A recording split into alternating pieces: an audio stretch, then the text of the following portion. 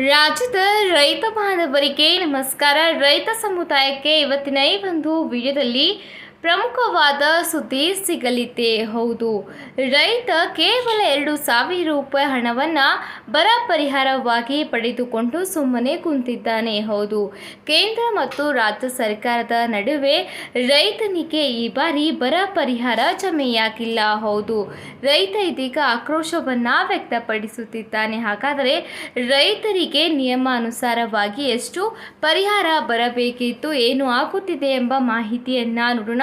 ಪ್ರತಿಯೊಬ್ಬ ರೈತರು ಕೂಡ ವಿಡಿಯೋನ ಸಂಪೂರ್ಣವಾಗಿ ನೋಡಿ ಮಾಹಿತಿಯನ್ನು ತಿಳಿದುಕೊಳ್ಳಿ. ಅದಕ್ಕೂ ಮುಂಚೆ ನೀವಿನ್ನೂ ಕೂಡ ನಮ್ಮ ಚಾನಲ್ಗೆ ಸಬ್ಸ್ಕ್ರೈಬ್ ಆಗಿಲ್ಲವೆಂದಲ್ಲಿ ಈ ಕೂಡಲೇ ತಪ್ಪದೇ ಸಬ್ಸ್ಕ್ರೈಬ್ ಮಾಡಿಕೊಳ್ಳಿ. ನಾವು ಹಾಕೋ ಪ್ರತಿಯೊಂದು ಹೊಸ ವಿಡಿಯೋಗಳು ಮೊದಲು ಬಂದು ನಿಮಗೆ ತಲುಪುತ್ತದೆ. ಕೇಂದ್ರ ಸರ್ಕಾರದ SDRF ಹಾಗೂ NDRF ಅಂದರೆ ಕೇಂದ್ರ ಮತ್ತು ರಾಜ್ಯ ಸರ್ಕಾರದ ವಿಪತ್ತು ಪರಿಹಾರ ನಿಧಿ ಮಾರ್ಗಸೂಚಿ ಅನುಸಾರವಾಗಿ ಬರ ಪರಿಸ್ಥಿತಿಯಿಂದ 33% ಹೆಚ್ಚು ಪ್ರಮಾಣದಲ್ಲಿ ಉಂಟಾದ ಬೆಳೆ ಹಾನಿಗೆ ಗರಿಷ್ಠ 2 ಹೆಕ್ಟೇರ್ಗೆ ಸೀಮಿತಗೊಳಿಸಿ ಕೆಳಕಂಡಂತೆ ಇನ್ಪುಟ್ ಸಬ್ಸಿಡಿ ಹಣವನ್ನು ರೈತರಿಗೆ ನೀಡಬೇಕಾಗುತ್ತದೆ.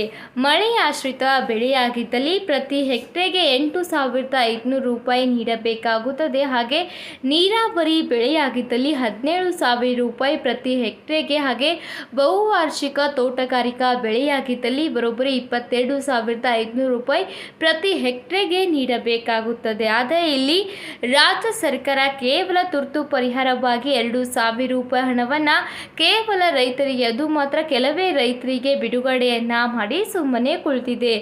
ಇತ್ತ ಕೇಂದ್ರ ಸರ್ಕಾರವು ಕೂಡ ರಾಜ್ಯಕ್ಕೆ ನೀಡುತ್ತಿರುವ ಬರ ಪರಿಹಾರ ಹಣವನ್ನು ಬಿಡುಗಡೆ ಕೂಡ ಮಾಡುತ್ತಿಲ್ಲ.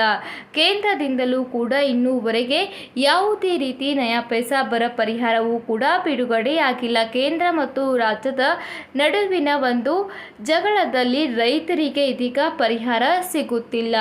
ರಾಜ್ಯ ಸರ್ಕಾರವು ಕೂಡ ಹೆಚ್ಚುವರಿ ಪರಿಹಾರ ಹಣವನ್ನು ನೀಡಬೇಕಿತ್ತು. ಹೌದು, ಕಳೆದ ಬಾರಿ ಬಿಜೆಪಿ ಸರ್ಕಾರವಿದ್ದಾಗ ಅತಿಯಾಗಿ ಮಳೆಯಾಗಿರುವ ಕಾರಣದಿಂದ ಮಾಜಿ ಮುಖ್ಯಮಂತ್ರಿ ಬೊಮ್ಮಾಯಿಯವರು ದುಪ್ಪಟ್ಟು ಪರಿಹಾರ ಹಣವನ್ನು ನೀಡಿದರು. ಆದರೆ ಈ ಬಾರಿ ರಾಜ್ಯ ಸರ್ಕಾರದಿಂದಲೂ ಕೂಡ ರೈತರಿಗೆ ಇರುವ ಅನೇಕ ಯೋಜನೆಗಳನ್ನು ತೆಗೆದು ಹಾಕಲಾಗಿದೆ. ರೈತ ವಿದ್ಯಾರ್ಥಿ ನಿಧಿ ಯೋಜನೆ, ಹಾಗೆ ಕಿಸಾನ್ ಸಮ್ಮಾನ್ ನಿಧಿ ಯೋಜನೆ, ಇದರ ಜೊತೆಗೆ ರೈತರಿಗೆ ಡೀಸೆಲ್ ಸಬ್ಸಿಡಿಯಾಗಿ 500 ರೂಪಾಯಿ ಕೊಡುತ್ತಿರುವ ಯೋಜನೆ, ಹೀಗೆ ಹಲವು ಯೋಜನೆಗಳನ್ನು ತೆಗೆದು ಹಾಕಿದೆ. ಇದೀಗ ಬರ ಪರಿಹಾರಕ್ಕೂ ಕೂಡ ರಾಜ್ಯ ಸರ್ಕಾರ ಪರಿಹಾರ ಹಣ ನೀಡಿಲ್ಲ. ಈ ಒಂದು ನಡುವೆ ರೈತ ಆರ್ಥಿಕ ಸಮಸ್ಯೆಗೆ ಸಿಲುಕಿ ಆತ್ಮಹತ್ಯೆಯನ್ನ ಕೂಡ ಮಾಡಿಕೊಳ್ಳಲು ಮುಂದಾಗುತ್ತಿದ್ದಾರೆ. ಈಗಾಗಲೇ ರಾಜ್ಯದಲ್ಲಿ ಆತ್ಮಹತ್ಯೆಗಳ ಸಂಖ್ಯೆಯೂ ಕೂಡ ಏರಿಕೆಯಾಗಿದೆ. ಒಟ್ಟಿನಲ್ಲಿ ಕೇಂದ್ರ ಮತ್ತು ರಾಜ್ಯ ಸರ್ಕಾರ ರೈತರಿಗೆ ಪರಿಹಾರ ಹಣವನ್ನು ನೀಡುತ್ತಿಲ್ಲ. ಇತ್ತ ಕೇಂದ್ರಕ್ಕೆ ರಾಜ್ಯ ಸರ್ಕಾರದಿಂದ ಹಲವು ಬಾರಿ ಮನವಿಯನ್ನ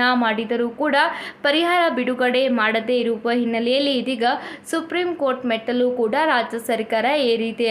ಆದರೂ ಕೂಡ ಕೇಂದ್ರದಿಂದ ಯಾವುದೇ ರೀತಿಯ ಪ್ರಕ್ರಿಯೆ ಸಿಗುತ್ತಿಲ್ಲ. ಇವತ್ತಿಗೆ ಇಷ್ಟೇ ಫ್ರೆಂಡ್ಸ್, ಮತ್ತೆ ಸಿಗೋಣ ಮುಂದಿನ ಒಂದು ಸುದ್ದಿಯ ಜೊತೆಗೆ. ರೈತರಿಗೆ ಯಾವಾಗ ಪರಿಹಾರ ಬಿಡುಗಡೆಯಾಗಲಿದೆ ಎಂಬುದನ್ನು ಕಾದು ನೋಡೋಣ. ಮತ್ತೆ ಹೊಸ ಮಾಹಿತಿಯ ಜೊತೆಗೆ ಸಿಗೋಣ. ತಪ್ಪದೇ ನಮ್ಮ ಚಾನಲ್ನ ಸಬ್ಸ್ಕ್ರೈಬ್ ಮಾಡಿಕೊಳ್ಳಿ, ಹಾಗೆ ಈ ಒಂದು ವಿಡಿಯೋನ ಶೇರ್ ಮಾಡಿಕೊಳ್ಳಿ. ಧನ್ಯವಾದ.